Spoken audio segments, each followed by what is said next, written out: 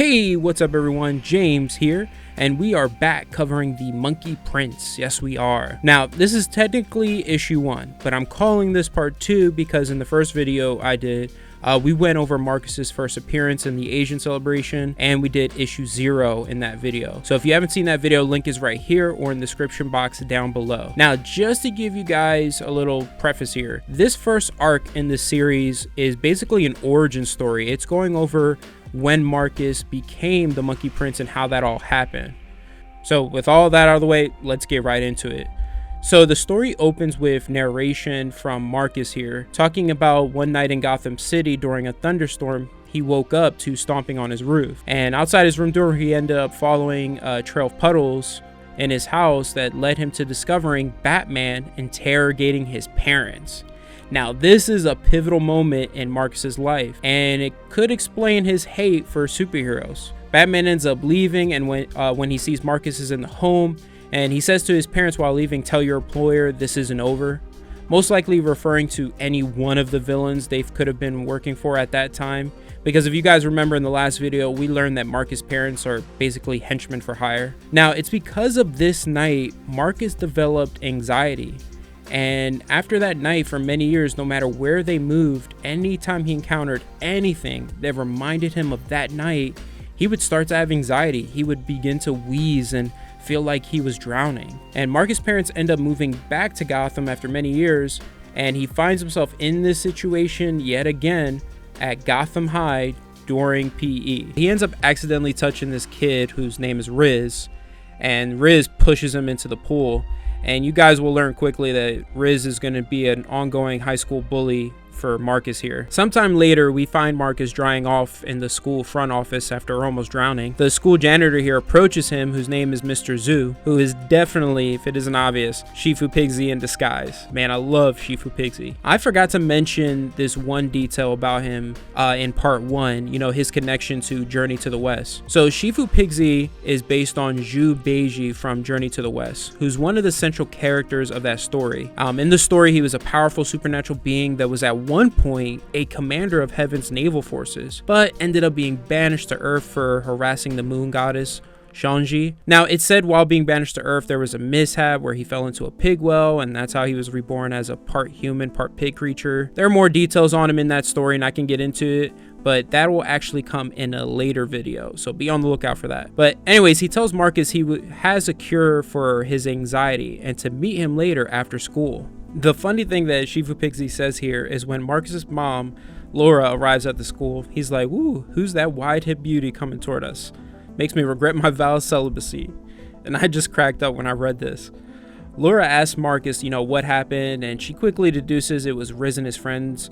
They're close by laughing. She realizes that they were responsible and goes to yell at them. And then from there, we transition with her to somewhere in Gotham, meeting Marcus's dad, Winston. And we see that they're both working for the Penguin. Now, something I want to address when it comes to henchmen. Normally, henchmen in comics, movies, or shows are always depicted as just muscle, you know, cannon fodder for villains. But with Marcus's parents, it's different, and this is what I like about it. They're basically brains for hire. Both have PhDs. When a villain needs something created or worked out, his parents are the ones to contact. And this becomes evident here because through this conversation, we learn that they developed this machine for the Penguin that will release this ancient golden demon from this gourd into his former investment advisor, turning his body into gold, so then afterward Penguin can sell his body at a high price, which is kind of messed up.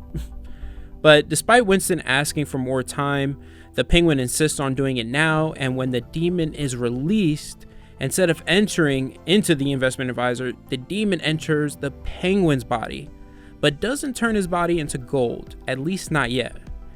The Penguin gets pissed with Dr. Shen, pointing a gun at him, but realizes he needs him and kills the investor instead. From there, we go back to Marcus meeting with Shifu Pigsy, who's drinking this soda pop, and after he explains to Marcus what soda pop translates to in Chinese, an interesting thing happens here. He burps on Marcus, and then these burp clouds surround Marcus. Now, remember this because this is going to come into play later. Now, Shifu Pigsy, or Mr. Zoo, I'm just going to refer to him as Mr. Zoo because it's going to change later, you'll see. He takes Marcus to the school pool, telling him the cure to his fear is on the other side of the water curtain. So go ahead and jump in, but to no surprise, Marcus refuses, especially with these girls nearby staring at him, which we guys have all been there. You know, we've all been there. We don't want to embarrass ourselves in front of girls, especially a girl we might like, and Marcus just ends up storming off. Now, this is where Marcus's life begins to change forever. During class the next day, Kaya, the same girl from the pool, asked Marcus about his monkey tail that's appeared out of nowhere. Marcus, shocked to see this, ends up running out of the classroom, going to see Mr. Zoo, who isn't there. But who is there is Riz and his friends. They catch Marcus and end up giving him a real beatdown. And they're really giving him this serious beatdown just because Marcus's mom, got them a week of detention. And before they leave, Riz takes Marcus, vintage Jordans. Even though Marcus just got this beatdown, what happens next is awesome, I promise you. We find Marcus wandering by the school pool, having an anxiety attack after getting beaten up, and the Kaya approaches him, and this is where Marcus really reaches his breaking point.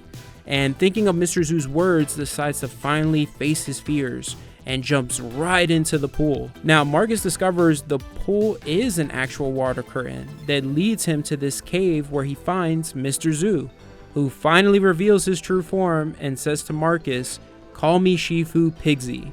This is the home of your true father, the Monkey King, Sun Wukong. Your world faces a great danger, my dear Monkey Prince. To protect it, you must overcome your fear. Your training begins. First, go claim what's yours." My friends, this is where the fun begins. Now, remember the burp clouds? After Marcus comes out of the pool, the burp clouds take Marcus to Riz and his cronies, where we find out Damian Wayne is also a student at Gotham High and alerts Batman of metahuman trouble. First, Marcus knocks out Riz and then starts to lay a smackdown on Riz's friends. When they ask Marcus who he is, Marcus says, "I'm the mother flipping monkey prince." Riz ends up getting up to attack Marcus, but Marcus just dodges and gives him a sweet uppercut to the face. But just when everything's going good for Marcus, his worst fear appears: Batman. As soon as he sees him, he starts to have anxiety again and his body begins to go numb. Then Batman throws his batarang to disarm Marcus, but Riz, this low-key psycho, pulls Marcus's head into its trajectory, and the batarang ends up slicing Marcus's head clean off. And that's the end of part 2, my friends. Yup, ending it on a cliffhanger. But don't worry, part 3 will be coming soon. But with that being said, if you enjoyed this video, please hit that like button. I greatly appreciate it. Comment down below your thoughts on part 2. And subscribe to the channel if you want more Monkey Prince. Other than that, have an awesome day, take care, and always remember every day to go beyond.